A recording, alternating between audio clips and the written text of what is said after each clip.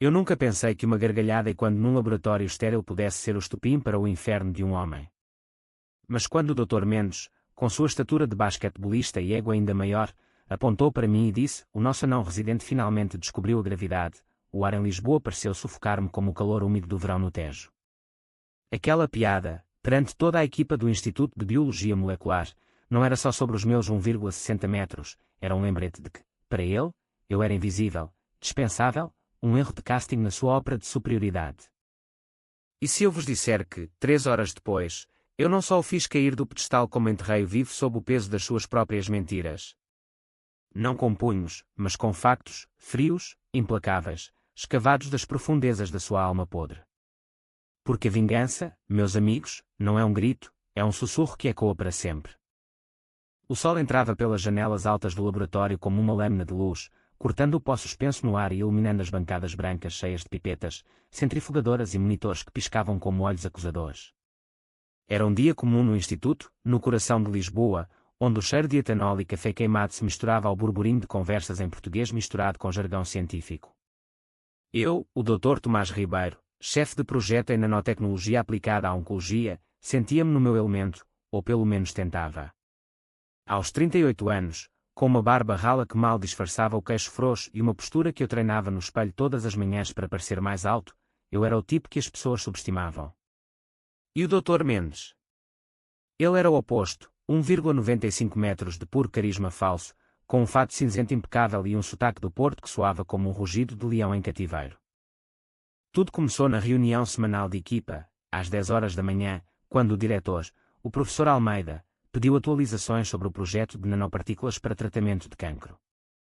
Eu apresentava os meus dados, gráficos elegantes mostrando uma redução de 40% na proliferação celular em testes in vitro. As minhas mãos tremiam ligeiramente ao clicar no PowerPoint, não de nervosismo, mas de excitação. Aquilo era o meu bebê, anos de noites sem dormir, de equações rabiscadas em guardanapos nos cafés da Baixa.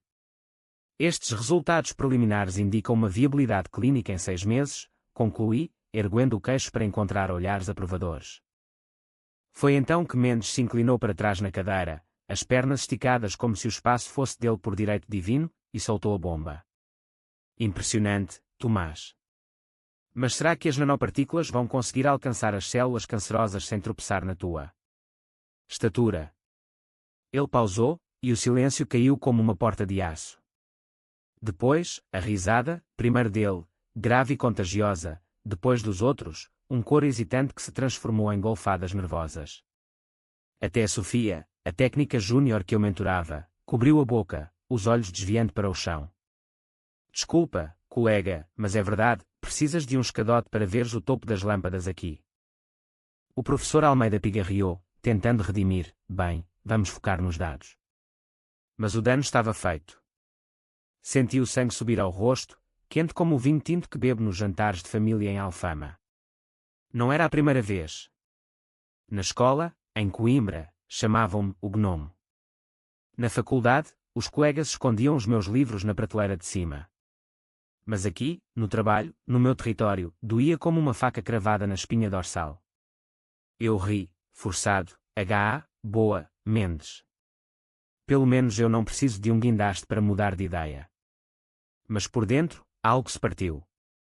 Um estalo seco, como um osso de azeitona a arrebentar. Saí da reunião com as pernas bambas, refugiei-me no meu gabinete minúsculo no fim do corredor, ironicamente, o único que cabia na minha medida.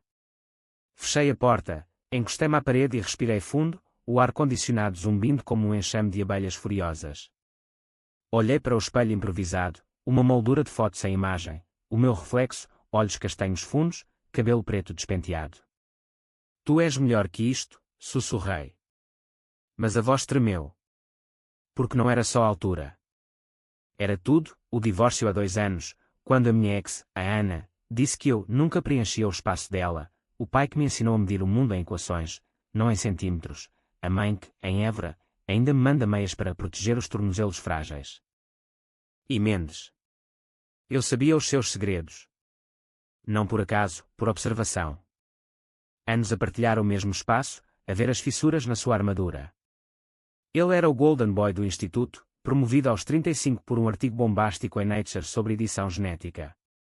Mas eu vira os buracos, dados manipulados, colaborações fantasmas com um laboratório em Espanha que nunca existiu.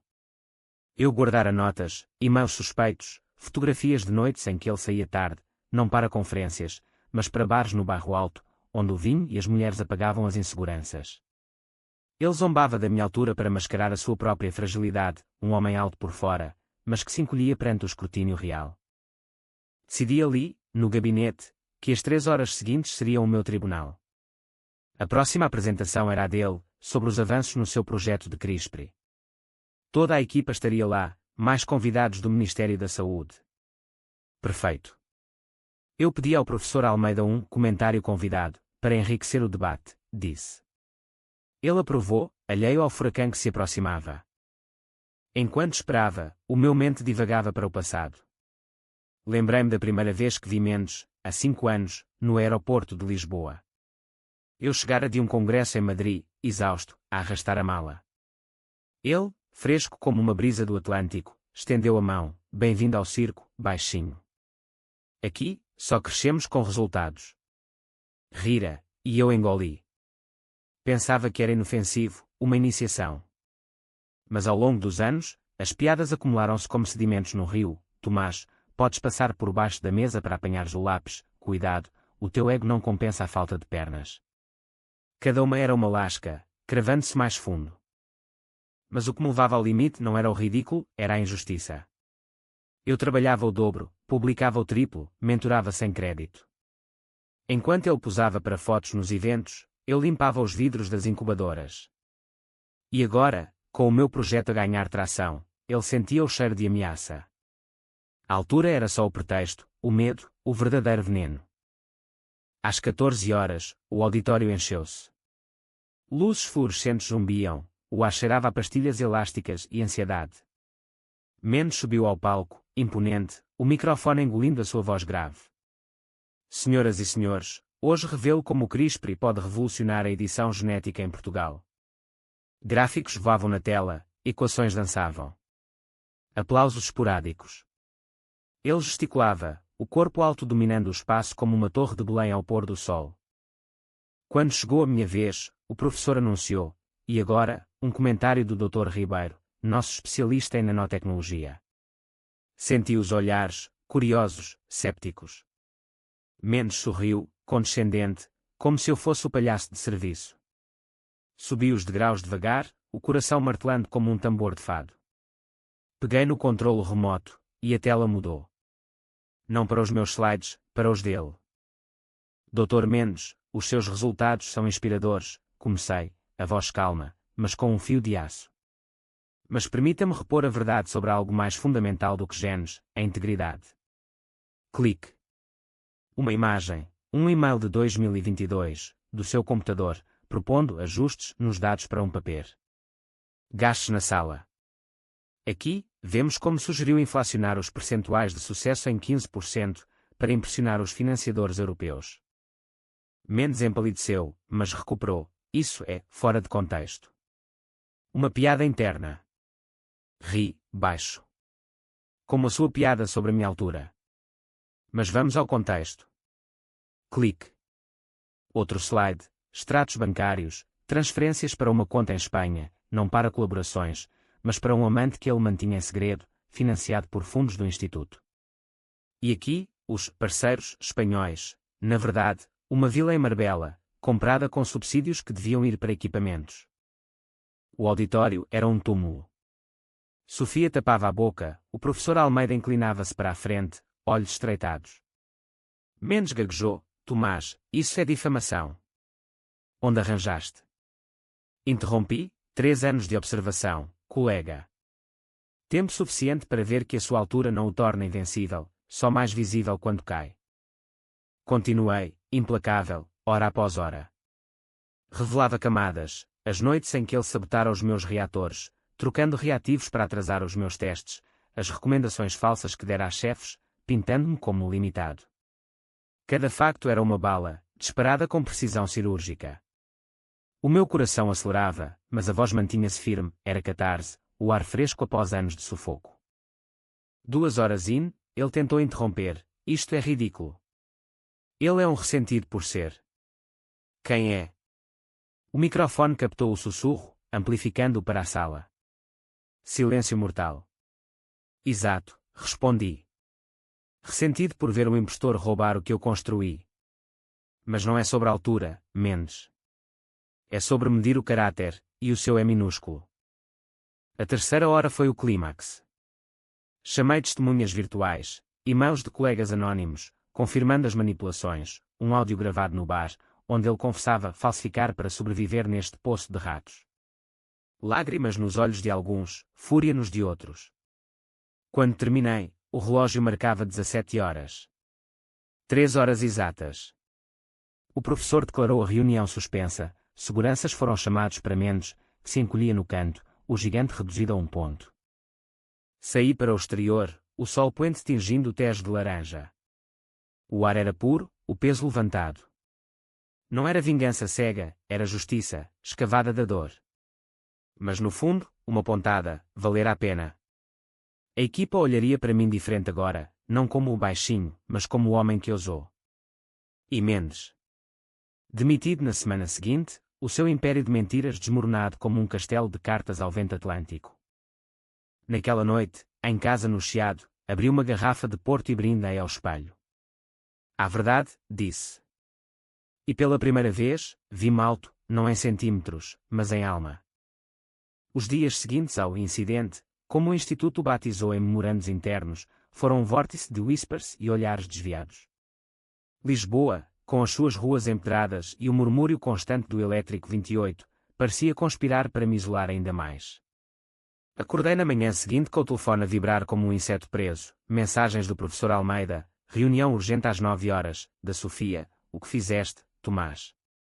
Ele nega tudo, e uma do próprio Mendes, bloqueado a horas, mas que alguém forwarding, vais pagar por isto, não. Eu tenho amigos. Ignorei-os todos, vesti o meu casaco cinzento, o único que me fazia sentir armadura, e desci as escadas estreitas do meu prédio no bairro alto. O ar matinal era fresco, carregado do cheiro de broas quentes das padarias e do sal do rio. Caminhei até ao instituto, os pensamentos um turbilhão. Não era remorso, longe disso. Era euforia misturada com pavor, como o primeiro gol de ginginha depois de uma discussão familiar. Eu libertara um demónio, mas e se ele me arrastasse para o abismo? No gabinete, o professor esperava, o rosto sulcado como as colinas de Sintra. Tomás, senta-te. O que diabo foi aquilo ontem? A sua voz era um misto de admiração e repreensão, como um pai a repreender o filho prodígio. Expliquei, calmo, os e-mails, os áudios, os anos de humilhação acumulada. Ele ouviu, tamborilando os dedos na mesa de mogno. Tens provas irrefutáveis. Mostrei o dossiê digital, organizado como um papel científico, pastas com timestamps, às para autenticidade. Ele assentiu, devagar. Bom trabalho. Mas Mendes tem ligações, no Ministério, na Universidade do Porto. Isto pode voltar-se contra ti. E voltou-se, claro. À tarde, um inspetor do Departamento de Ética apareceu, um homem magro com bigode fino e sotaque alentejano. Dr. Ribeiro, acusações graves foram feitas contra si, difamação, assédio. Ri, amargo. Assédio. Pergunta ao Dr. Mendes sobre as suas piadas diárias. O inspetor tomou notas, impassível, mas viu o brilho nos seus olhos, o cheiro de escândalo vendável. Enquanto isso, o meu mente recuava, inevitavelmente, para Évora, onde tudo começara. Cresci numa casa de pedra branca, no Alentejo, onde o sol batia impiedoso e os campos de sobreiros se estendiam como um mar negro. O meu pai, engenheiro reformado, media o mundo em precisão. A altura é irrelevante, filho, é a profundidade que conta. Mas as crianças da escola não viam assim. Aos 10 anos, eu era o mais baixo da turma, apelidado Tomazinho Tomate, porque curava fácil. Lembro-me de um dia, no recreio, quando o Zé, o bully local com dentes tortos, me empurrou contra o muro. Olha, o tomate não cresce. Os outros riram, e eu chorei, não de dor, mas de uma raiva que me consumia por dentro, como fogo lento num forno de azulejos. A minha mãe, costureira, consolava-me com histórias de heróis pequenos. Lembra-te do Dom Sebastião, que era magro mas valente. Mas era o pai quem me ensinou a vingança subtil. Uma vez, o vizinho acusou de roubar figos do pomar. Em vez de brigar, o pai plantou evidências falsas, pegadas de botas no solo, e deixou uma nota anônima. O homem confessou publicamente, humilhado. A verdade é a melhor lâmina, disse-me ele. Aquela lição gravou-se em mim como uma tatuagem visível. De volta ao presente, a Sofia bateu à porta do meu gabinete ao fim do dia. Alta, com cabelo ruivo que caía como cascatas de outono, ela era a única que me tratava como igual. Tomás, eu. Sinto muito pela risada na reunião. Foi reflexo. Mas o que fizeste? Foi corajoso. Sentámo-nos no parapeito da janela, vendo o Tejo refletir as luzes da ponte 25 de Abril. Contei-lhe mais, como menos roubar ideias minhas em 2020, apresentando-as como suas num simpósio em Coimbra. Ele ria da minha altura para me diminuir, mas era ele pequeno, pequeno em honra. Ela tocou o meu braço, um gesto elétrico. E agora? Vais cair com ele. Sacudi a cabeça. Não. Vou subir. O meu projeto precisa de mim inteiro. Mas naquela noite, sozinho no apartamento, o pavor rastejou. Sonhei com Mendes, gigante, pisando-me como uma formiga. Acordei suado, o relógio marcando 3 horas, e peguei no portátil. Pesquisei, efeitos psicológicos de bullying no trabalho. Artigos inundaram a tela, depressão, ansiedade, até suicídio em casos extremos. Eu não era suicida, mas sentia o limite, a linha fina entre vítima e vingador. Os dias seguintes foram uma dança de intrigas. Rumores corriam como peixes no rio, Mendes processar-me-ia, o Instituto encobriria tudo para salvar a reputação. Evitei os corredores comuns, almoçando no café da esquina, onde o dono, o Sr. Manuel, me servia bifanas com um piscar. Coragem, doutor. Em Portugal, os pequenos vencem os grandes, olha o futebol. Ri, mas por dentro, a dúvida roía. E se eu tivesse ido longe demais? Aquele 3 horas não fora só reparação, fora exorcismo, mas exorcismos deixam cicatrizes. Uma semana depois, o verdito, Mendes suspenso pendente de investigação. O professor chamou-me, tens o teu projeto aprovado para a fase I. E, obrigado por expor a podridão. Saí dali flutuando, mas o telefone tocou, número desconhecido. Ribeiro. Aqui é o inspetor. Temos novas provas contra Mendes. Mas cuidado, ele contactou advogados em Lisboa. Desliguei, o coração acelerado. A vingança não acabara, era só o intermédio. Nessa noite, caminhei pelo Chiado, as ruas vivas com turistas e fadistas de rua. Parei num banco, olhando as estrelas rarefeitas pela poluição. Pensava na Ana, a ex, que me deixara por um tipo mais imponente. Tu és pequeno em tudo, dissera ela. Mas agora, eu via, a pequena era ela, incapaz de ver além da casca. A altura não define, define o que fazes com ela. O capítulo de Mendes estava fechado, mas o meu mal começava. Porque a verdade, uma vez solta, não se recolhe. E em Portugal, onde as histórias tecem como rendas de Viana, a minha tornara-se lenda, ou maldição. O Tribunal Distrital de Lisboa, com as suas paredes de azulejos azuis e o eco de passos no mármore gasto, cheirava a história e a suor azedo. Era meados de janeiro, o vento atlântico uivando lá fora como um lamento de fado, e eu sentava-me na banca das testemunhas, as mãos entrelaçadas para esconder o tremor. 2 meses após o meu discurso de 3 horas, o caso de Mendes chegara aos juízes, não como vingança pessoal, mas como fraude académica em escala nacional. O Ministério Público acusava-o de desvio de fundos, eu era a estrela relutante, o delator que virara o jogo. Mendes estava lá, no banco dos réus, encolhido num fato escuro que o fazia parecer um corvo molhado. Os seus 1,95 metros pareciam ter encolhido 20 centímetros, os olhos, outrora arrogantes, agora fuzilavam-me com ódio puro. O advogado dele, um tubarão de óculos espessos, pintava-me como o vilão, o Dr. Ribeiro agiu por motivos pessoais, ressentimento por diferenças físicas. A sala murmurou, e eu senti o rubor subir, mas mantive o olhar fixo no juiz, uma mulher de meia-idade com cabelo grisalho preso em coque severo. Dr. Ribeiro, começou ela, voz como cascalho. Explique os seus motivos. Respirei fundo, o ar pesado de cera de vela e perfume barato. Não foram motivos, meritíssima. Foram factos. O Dr. Mendes manipulou dados durante anos, enquanto me humilhava sistematicamente. A minha estatura era o seu escudo para me silenciar. Descrevi tudo, as piadas, os sabotagens, os e-mails. Mostrei slides, os mesmos da apresentação fatídica, agora selados como evidência. O Público, jornalistas do Público e Diário de Notícias, anotava furiosamente. Durante o intervalo, no corredor frio, a Sofia encontrou-me. Estás a aguentar-te. Os seus olhos verdes eram faróis na neblina.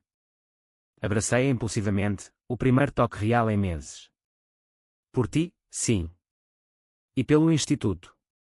Mas por dentro, o pânico crescia. Noites insones, sonhos onde Mendes me esmagava, acordando com o peito oprimido. Um terapeuta, recomendado pelo professor, diagnosticara stress pós-traumático reativo. A vingança liberta, mas deixa vazio, dissera ele. Eu enchia o vazio com trabalho, o meu projeto avançava, testes em ratos mostrando promessas, mas cada sucesso lembrava-me menos o que ele podia ter roubado. O julgamento arrastou-se por dias. Testemunhas desfilaram, colegas que confirmavam as manipulações, um informático que rastreara os e-mails falsos. Mendes negou tudo, voz trêmula, o Ribeiro é obcecado. Inventou isto por inveja. O advogado exibiu fotos minhas, de reuniões, sempre encolhido, para pintar-me como instável. Vê do homem, pequeno, amargo, disposto a destruir para se sentir grande. A sala riu nervosamente, e algo em mim estalou de novo. Levantei-me, pequeno? Talvez. Mas honesto. E a honestidade mede mais que qualquer régua. O juiz advertiu-me, mas o dano, para ele, estava feito. Fora do tribunal, repórteres cercaram-me, Dr. Ribeiro, foi vingança pessoal. Respondi, microfone na cara, foi justiça. Em Portugal, onde o mérito deve prevalecer sobre a pose, é tempo de medir o que conta. As manchetes saíram no dia seguinte, o anão que derrubou o gigante, escândalo no Instituto de Lisboa. Mas a vitória era agridoce. Em casa, sozinho com o meu gato siamês, o Mil, que ronronava no colo como um juiz benevolente, as lágrimas vieram. Não de alegria, mas de exaustão. Liguei para a mãe em Évora, filho, orgulho-me. Mas cuida do coração, ele é o teu verdadeiro tamanho. Desliguei, e pela primeira vez, chorei pela criança que fora, o miúdo que se escondia atrás de livros para fugir às zombarias. Semanas depois, o verdito, Mendes culpado, 5 anos de prisão suspensa, inabilitação académica. Saí do tribunal para um céu de abril chuvoso, o Tejo inchado pela chuva. Sofia esperava com um guarda-chuva, vamos celebrar. Um jantar no time-out.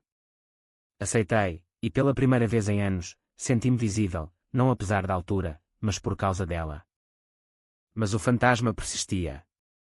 Uma carta anónima chegou, não acabou, Ribeiro. Altura não compra aliados. O selo do Porto. Mendes tinha razão numa coisa, inimigos não morrem fácil. E assim, o drama psicológico aprofundava-se, agora, não só contra ele, mas contra as sombras que ele despertara em mim. O verão em Lisboa é um amante traiçoeiro, calor pegajoso que gruda a pele como culpa, noites longas onde o fado se infiltra nas veias. 2 meses após o julgamento, o meu projeto florescia, financiamento do Horizonte Europa, uma equipa nova sob a minha liderança. Mas o vazio deixado por Mendes era um buraco negro, sugando a alegria. Sofia preenchia-o, aos poucos, como luz filtrando através de persianas partidas. O nosso primeiro jantar verdadeiro foi no Cervejaria Ramiro, um templo de mariscos onde o ar cheirava a caranguejo e alho. Ela chegara com um vestido verde que realçava os sardas, o cabelo solto como ondas do Douro. Ao herói improvável, brindou com um copo de vinho verde. Ri, tilintando o meu, ao delator anão. Mas os olhos dela eram sérios, não és anão, Tomás. És compacto. Potente. As palavras aqueceram-me mais que o vinho, e pela primeira vez, não me senti diminuído ao lado dela, 1,70 metros de graça natural. Conversámos horas, sobre os sonhos dela de publicar em revistas internacionais, as minhas memórias de Coimbra, onde estudara bioquímica entre festas de queima e dúvidas existenciais. Sabes, confessei, partindo um carapau, a altura sempre me fez observar mais. Vejo as mentiras nos detalhes, como Mendes piscava quando mentia. Ela assentiu, e eu via como ele te magoava. Por isso, quando revelaste tudo, foi libertador. Para todos nós. O romance floresceu devagar, como um cultivo in vitro. Passeios pelo Jardim da Estrela, onde os pavões gritavam como ecos das nossas risadas, cafés no Príncipe Real, mãos entrelaçadas sob a mesa. Mas o psicológico ruía, noites em que acordava, convencido de que ela me via como o pequeno Salvador, não como igual. Amas-me apesar de, comecei uma noite, na cama dela, lençóis amarfanhados cheirando a lavanda. Ela silenciou-me com um beijo, amas-me por causa. A tua intensidade, Tomás, é o que me atrai. Enquanto isso, o poder tentava-me. O professor oferecera-me o cargo de Mendes, chefe de departamento. Mereces, após o que fizeste. Aceitei, mas o trono era espinhoso. Na primeira reunião como líder, olhares submissos, medo, não respeito. Um jovem investigador, o Pedro, gaguejou uma ideia, eu, impaciente, cortei-o, mais concreto, por favor. Depois, no gabinete, o remorso veio, tornara-me o tirano. A vingança infectara-me, transformando dor em veneno. Uma crise veio, um erro nos testes, nanopartículas aglomerando, resultados falsos. O pânico subiu, pensei em ajustar os dados, como Mendes. As mãos tremiam sobre o teclado. Não, sussurrei. Liguei à Sofia, estou a perder-me. Ela veio, abraçou-me, a verdade te salvou uma vez. Salva-te agora. Corrigi tudo, publiquei os erros, transparência como escudo. O Instituto aplaudiu, eu, aprendi. Mas Mendes não esquecera. Uma noite, um e-mail, parabéns pelo cargo, chefe. Mas lembra-te, gigantes caem devagar, mas esmagam tudo. Anexo, fotos minhas com Sofia, tiradas de longe. Stalker. O coração gelou. Contei à polícia, eles investigaram, mas nada. O terror psicológico instalou-se, sombras nos cantos, passos atrás de mim no chiado. Num fim de semana em Cascais, fugimos para a costa. O mar batia nas rochas como punhos, o sol poente pintando o céu de sangue. Casa comigo, disse-lhe, ajoelhado na areia, irónico, a minha altura tornando o gesto cômico. Ela riu, chorou, sim, Tomás. Sim. Mas no regresso, a carta, ela também cairá. A vingança virava ciclo. Eu jurara acabar com isso, mas o drama aprofundava-se, amor testado pelo medo, poder corrompendo a alma. Em Portugal, onde o saudosismo é rei, eu lutava para não me tornar o monstro que derrubara. Outubro trouxe tempestades ao Tejo, chuva que martelava as janelas como acusações não ditas. O casamento com Sofia planeava-se para primavera, simples, em Évora, com azulejos e canto alentejano. Mas a paz era ilusória, Mendes, libertado condicionalmente, rondava as margens da minha vida como um tubarão. Relatórios policiais, avistamentos no Bairro Alto, chamadas mudas ao Instituto. O terror instalou-se, paralisante, transformando o meu sono em vigília armada. Uma pista veio inesperada, um envelope no meu gabinete, sem selo. Dentro, uma foto amarelada, eu, criança, em Évora, ao lado do meu pai num piquenique. No verso, caligrafia trêmula, pergunta ao teu pai sobre o gigante que ele traiu. O coração parou. Liguei para Évora, mãe, o que é isto? Silêncio longo, depois, vem cá, filho. Há histórias que o tempo enterrou. O comboio para o Alentejo chacoalhava como memórias soltas. Cheguei à casa de pedra, o ar seco cheirando a cortiça e terra vermelha. A mãe, enrugada como a oliveira antiga, serviu chá de ervas. O teu pai. E o pai do Mendes. Eram sócios, nos anos 80, numa startup de biotecnologia em Lisboa. O teu pai descobriu fraudes, desvio de patentes para a Espanha. Denunciou, anónimo. O homem perdeu tudo, suicidou-se. O Mendes, filho, jurou ódio aos Ribeiro. Lágrimas dela molharam a mesa. Nunca dissemos, para te proteger. O mundo girou. A minha vingança não era aleatória, era karma, um ciclo de traições tecidas em gerações. O pai, morrido há 10 anos, carregara o segredo como uma cruz. Eu, sem saber, repetira o padrão, expor o impostor, mas herdar a maldição. De volta a Lisboa, confrontei o espelho, monstro ou herói. Sofia, ao meu lado, sussurrou, homem. Escolhe ser melhor. Mas o clímax veio numa noite de novembro, vento uivando como banshee. Um batimento na porta, 23 horas. Abri, e lá estava ele, menos, olhos enxertados, casaco encharcado. Precisamos falar, Ribeiro. Deixei-o entrar, contra o instinto. Sentou-se no sofá, corpo dobrado como pergaminho. Não vim brigar. Vim confessar. Palavras tumbling, o pai dele, destruído pela denúncia do meu, o ódio que o consumira, transformando-me em alvo. Zombava de ti para me sentir grande, como meu pai se sentia antes da queda. Lágrimas dele, primeiro pingas, depois dilúvio.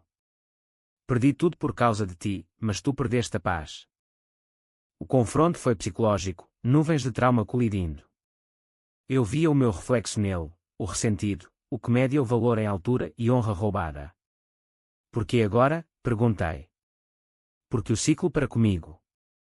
Ajuda-me a reconstruir, testemunha a meu favor num programa de reabilitação. Hesitei, o antigo ódio rugindo. Mas vi a Sofia na memória, seja melhor. Está bem, disse. Mas com condições, terapia, restituição.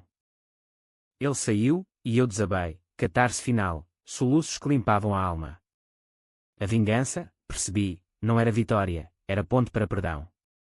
Difícil, amargo, mas real, como o vinho alentejano. Primavera em Évora é renascimento, campos verdes salpicados de flores silvestres, o ar doce de jasmim e promessas. O casamento foi assim, simples, sob um olival centenário, com 50 almas, família, colegas, até o professor Almeida, que discursou. Tomás ensinou-nos que a grandeza não se mede em metros, mas em coragem. Sofia, radiante num vestido de renda minhota, caminhou para mim ao som de viola, os olhos brilhando como o dor ao amanhecer. Mendes Vieira, convidado por mim, magro, olhos claros de terapia. Sentou-se ao fundo, aplaudiu discretamente. Após a cerimónia, aproximou-se, obrigado. Comecei um novo projeto, consultoria ética em biotecnologia. Aprendi com o meu erro. Apertei-lhe a mão, pela primeira vez sem ódio, e eu com o meu. Que o ciclo acabe aqui. A lua de mel em Madeira foi bálsamo, trilhos vulcânicos onde o oceano rugia a aprovação, noites de estrelas onde contava a Sofia os segredos desenterrados. O teu pai faria orgulho, disse ela, cabeça no meu peito. E a tua altura? É perfeita, cabe exatamente aqui. Ri, livre. De volta ao instituto, liderei com empatia, mentorias para os pequenos, workshops sobre integridade. O meu papel saiu na Science, creditado solo, não roubo, mas mérito. Mas o psicológico perdurava, ecos suaves, inseguranças que surgiam em espelhos, mas agora enfrentadas com gentileza. Um ano depois, no nosso primeiro aniversário, caminhei pelo Tejo com Sofia, 1000 no colo. 3 horas mudaram tudo, disse. Ela sorriu, não as 3 horas, tu. A tua verdade. E ali, sob o sol português, sob, a vingança fora o fogo, o perdão, a fênix. Alto ou baixo, eu media-me agora pela alma, vasta, inabalável.